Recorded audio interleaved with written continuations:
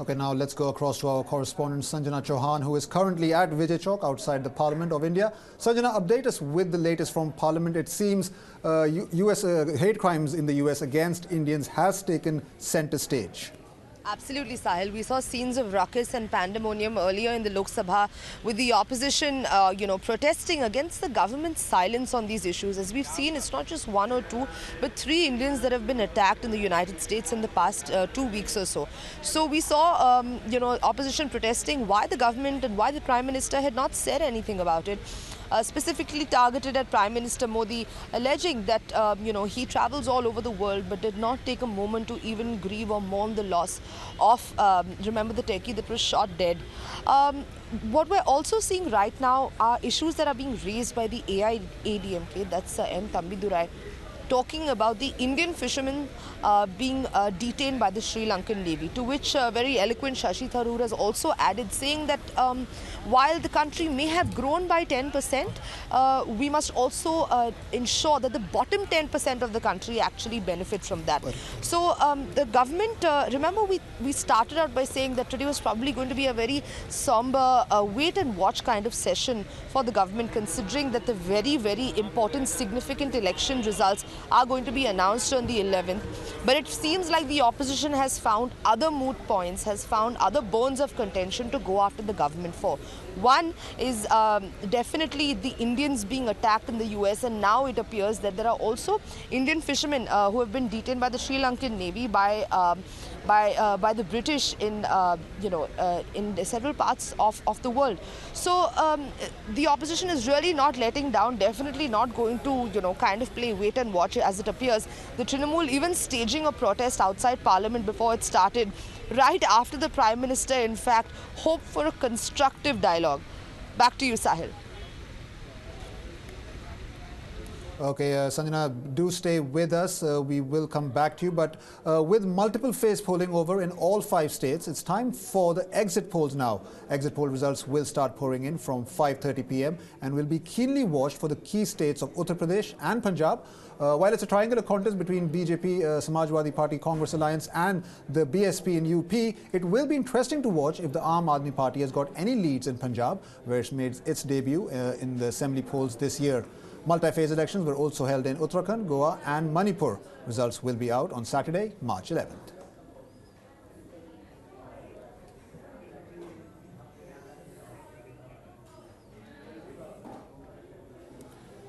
Okay, now joining us is Sanjana Chauhan. Of course, she's still with us. We also have Raghavendra Rao from Lucknow. We have Jessica Taneja from Punjab. And we also have Sumit Chaturvedi from Manipur. Raghavendra, let me come over to you first. What is the mood out there? Surely a lot of anticipation on this day, especially that the results will be out finally on Saturday. Well, absolutely, Sahil. I mean, it has been one of the longest drawn processes to conduct elections in the state of Uttar Pradesh. Almost a month has passed since, the process for these elections was kick-started in February. And the 7-phased polling has really, it was such a lengthy process. The entire state has gone to vote in phases, and various regions have voted at different times.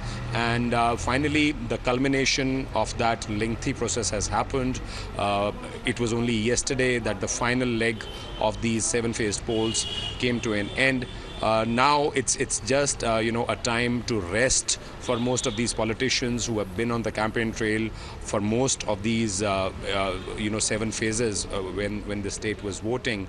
So it's a day to just catch their breath. Remember, we are going to have an exit poll sometime today evening, 5:30 onwards. We are going to get exit poll results coming in.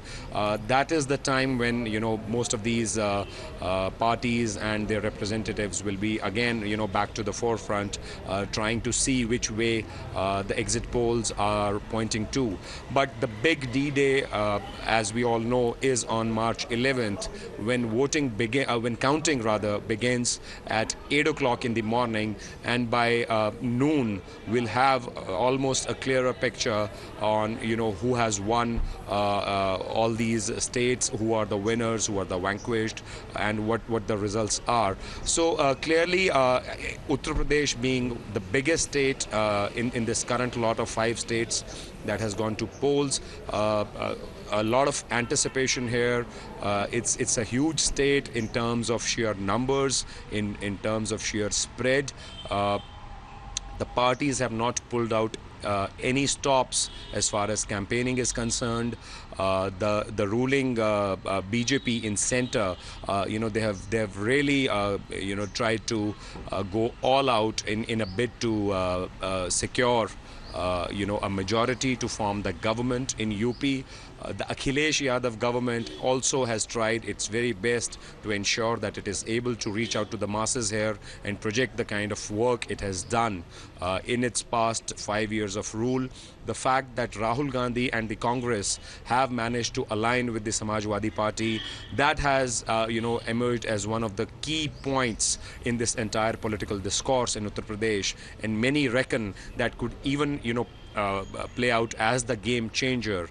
Many are saying, I mean, if you speak to people on the ground and if you try to take a sense from them on the ground, they came out saying that had it not happened, the Samajwadi Party Congress alliance, it would have been a walkover for the BJP. But the very fact that the Congress and the Samajwadi Party managed to iron out their differences just in the nick of time and managed to put up a combined front for these polls, that could actually prove to be a game changer. It would not be as easy for the BJP, to just sail through these elections as it was being thought initially. We must also not forget the fact that, if one were to just go by sheer numbers and the figures and the performance of the BJP in the 2014 Lok Sabha elections, I mean, it's an open and shut case. If one were to just believe, just analyze those figures and take them as the benchmark for these elections. We must not forget that of the 403 assembly constituencies, the BJP in the Lok Sabha election had won almost 320 plus assembly constituencies, though those were parliamentary seats, but those included those 320 plus assembly seats. So if one were to go by that, BJP appears to be on a strong wicket.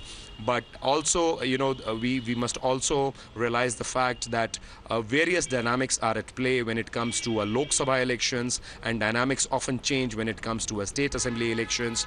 So all of these permutations and combinations are being talked about. Previous records are being analyzed, previous performances are being talked about, how various parties have fared, say in the 2012 assembly elections and then in the 2014 Lok Sabha elections. But yes, I mean, the field is wide open right now, and it seems to be a neck and neck battle between the Samajwadi Congress alliance and the BJP. Sahil? Okay, Raghavendra, do stay with us, because very quickly we're just going to listen in to what Prime Minister Modi and Amit Shah had to say during the election campaigning phase. Let's listen in. गांव में अगर कब्रिस्तान बनता है तो गांव में स्मशान भी बनना चाहिए। अगर रमजान में बिजली मिलती है तो दिवाली में भी बिजली मिलनी चाहिए। स्कैम का मतलब है एस समाजवादी, सी कांग्रेस, ए अखिलेश, एम मायावती। ये दो पार्टियां, एक ने देश को लूटा है, दूसरे ने प्रदेश को लूटा है। दोनों मिलकर यूपी को लूटना चाहते हैं। यूपी की जनता इसको बर्दाश्त नहीं करेगी। Okay, Jessica, let me come over to you very quickly now and ask you, is it fair to assume that people out there in Punjab just do not know who will win? Is that the sense you're getting out there? Or are they in fact looking for change in the form of the Aam Aadmi Party? That's right, Sahil. A lot of people that I've spoken to are looking for change. They said they've given a fair chance to Congress earlier. They've given a decade or more to the Shiromani Akali Dal and BJP alliance, but they're waiting for a change, and they cite a lot of issues that have been centered in Punjab right now. For example, we all know about the drug menace that has been taking center stage in the state of Punjab. This particular problem has not been resolved, and also looking at the more crucial issue, which sort of ends the battle here, for as many say, which ends the battle here for Shiromani Akali Dal, which is also which is the desecration of the holy book, and no probe further made into this, and a lot of people are angered by their aligning with the Deras. So that these issues certainly have taken center stage. Also an important issue being highlighted by the voters here, with which they're demanding change, is also the unemployment issue, the economy dipping, the agricultural sector left behind. They have given a chance to the current government, Shiromani Akali Dal, for over a decade. They say that they want to see a change. I spoke to a lot of people here in Chandigarh this morning, and they said that they're all hoping for change. They said that we've already asked the government to take up our issues and give us some sort of development in return of the state, but they say that nothing has really changed. Even in terms of the literacy rate and the education sector, which has also been lacking a little behind in Punjab, they say that this government has been stagnant in terms of development and has not been able to sort of outperform in the past 10 years that they have been given to work in the state of Punjab. And Punjab is the frontier state, an important state in terms of agriculture as well to the country, and this particular sector has not been really seeing a boom. We see a lot of farmers specifically cited by a lot of opposition parties countering the Shiromani Akali Dal, saying that the farmer suicide rate is increasing in the state, and nothing much has been done to counter that. But these are just subsiding issues. But the important point here is it's a triangular contest between the Shiromani Akali Dal, BJP, AAP emerging as a new player, trying to set up itself in Punjab, or at least outside Delhi, trying to test the waters here. And from the polls that we know, it is we're not obviously going to take definitely everything out of the poll. We're not going to believe the poll in a complete totality, but to understand, a lot of these polls have been indicating a significant rise of Aam Aadmi Party in Punjab, which might change the game here.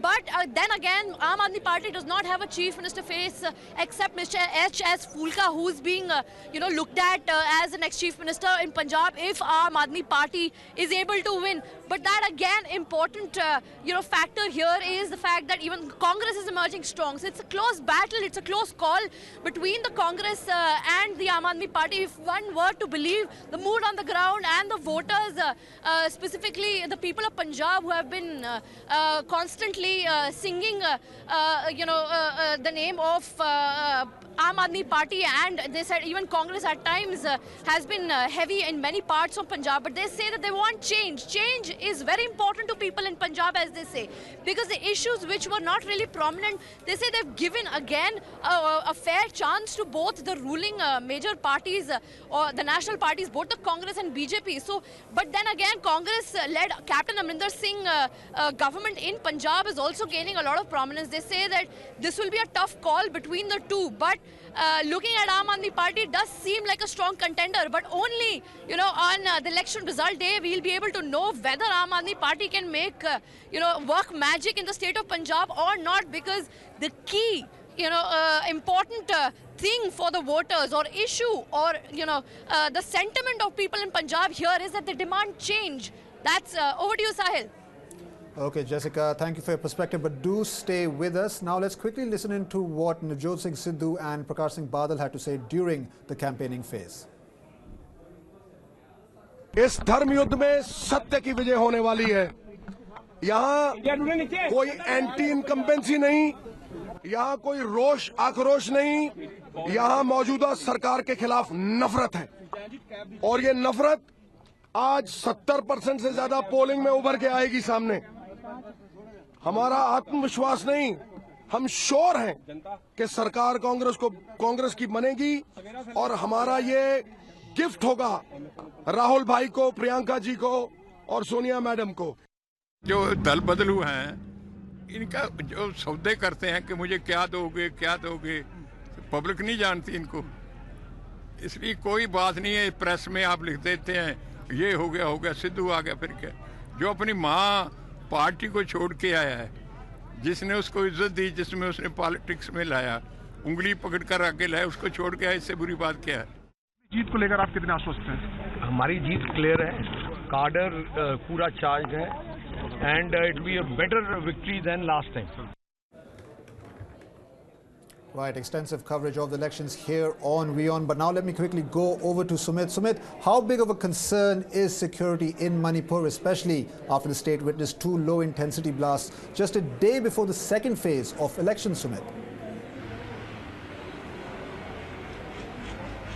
Well, Sahil, if we talk about the current situation, I am currently standing in front of Manipur Legislative Assembly. Well, this is the assembly in which the 60 new candidates will come and will form a government. So this area, this place is going to be very active over the next 2 days. Well, this Manipur Legislative Assembly, you can see in front of that there's a vehicle of armed forces also. So here security is a big issue. Yesterday, a few kilometers from the place where I'm standing, there was a bomb blast. Though the blast was of low intensity, there was some kind of chaos all around that. So 8 people were injured. So clearly, security is a big issue here. But if you talk about the overall Manipur, how the electorate is voting, it's been a 4-way fight between 4 major parties. Congress, which is incumbent here, CM Okram Ebobi Singh is quite confident of winning of the party. He said that he has done enough of development work for the Manipur state, and that's why people will vote him back to power. Second is BJP, who is now enthused by its winning in Assam and Arunachal Pradesh, and is now hoping to come back to power or open its account for the first time in Manipur as well. So BJP is quite hopeful. The 2 regional parties are first the Praja Party of Iram Shamila, the HRG, the human rights activist who was on fast from the last 16 years and who broke her fast last year only. Her party, Praja Party, is also hopeful of coming back to power or at least gaining few seats so that they can have a say in forming the government or supporting the governments, whichever is going to be in the state here. The 4th party is National People's Party. So it's going to be 4-way contest for the leadership of the state, and it's quite interesting this time. We managed to catch up with a lot of locals. The thing which is on the mind of local is corruption, which is there prevalent in some part of the Manipur. Second, about the economic blockade, which has been on the mind of people from the last 4 to 5 months. Economic blockade they are facing, because of which prices of all the essential commodities, including vegetables, petrol, have shot up. So that is another big important issue. Drug menace is surprisingly here as well, because of it's very near to Myanmar. The border is just 100 kilometers away. Drugs are flowing freely here in the state. So on the minds of many youngsters, drugs is another important issue. The 2 issues which could not find attraction among many voters is first demonetization, which we saw over there in the north part of India.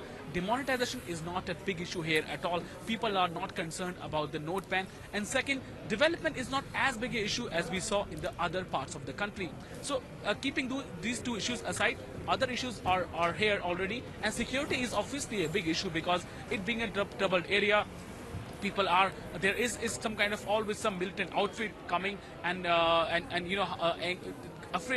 making the voters afraid of them. So that is one issue which has always been here. But in the Legislative Assembly here, the 60 new candidates will come over the next few days, and it will be interesting to see who forms the government. There could be government could be not be made by one party, because all parties have put all their might behind their candidates this time. So that's why it will be quite an interesting part to see how the 4 parties do over here in Manipur. Overall, in Manipur, there are 60 constituencies. Over 100 candidates are in frame, but people have taken part with much enthusiasm. There has been, on March 4th, 85% polling, and yesterday there was more than 85% polling also. So people are quite interested in taking part in this democratic process, which is a big thing happening for a border state like Manipur, because people are here, they still have faith in the democratic process, which is a big thing to watch out for the other states in country which are not coming out as much in voting as much Manipur has come out in vote. So it's quite interesting here in Manipur, in Imphal, where the security is also a big issue.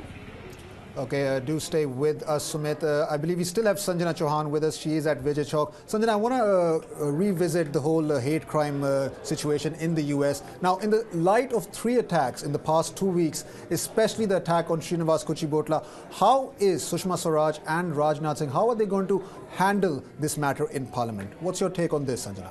It appears, Sahil, right now in Parliament that the government is coming under fire for not just the Indians being attacked in the US, but several other incidents like that around the world. Now, Sushma Swaraj, as we understand, is currently unwell, so she hasn't been able to attend and make her statement. Rajnath Singh, clearly cornered, under fire, has said that the government has acknowledged it, has condemned it, and has also said that he'll issue a statement next week. But this is a really tight and sticky spot for the government. I don't think they were expecting this kind of backlash, or they were expecting this kind of protest regarding any of these issues. So we saw scenes of ruckus, we saw a lot of uproar in the Lok Sabha earlier in the day regarding these 2 issues. The Trinamool Congress even staging a protest outside Parliament. So, and it rightly is so, because not the Prime Minister, not the government has really come out and, kind of strengthened their stance on the issue, or spoken out about it, or even, mourned the loss of Srinivas in the US and 2 other attacks that took place in the United States. So the opposition, rightly so, questioning the government's silent stance on the entire issue, but it remains to be seen what is done, and more importantly, what is said, because Rajnath Singh for now is just, he's just accepting it, he's acknowledging it, but he's not really fighting back and saying that, look, the government is taking these measures. He's just coming under fire, be it from the AIDMK, be it from the Congress. So they're just getting hit at from several quarters right now in Parliament. Back to you, Sahil. Okay, Sanjana, thank you so much for your inputs. I would like to thank you for your inputs, and of course all our correspondents out there on the ground with their perspective and with their inputs. And of course we will continue our coverage on the elections here on WION. But right now we're taking a very short break. More news and updates on the other side. Stay tuned.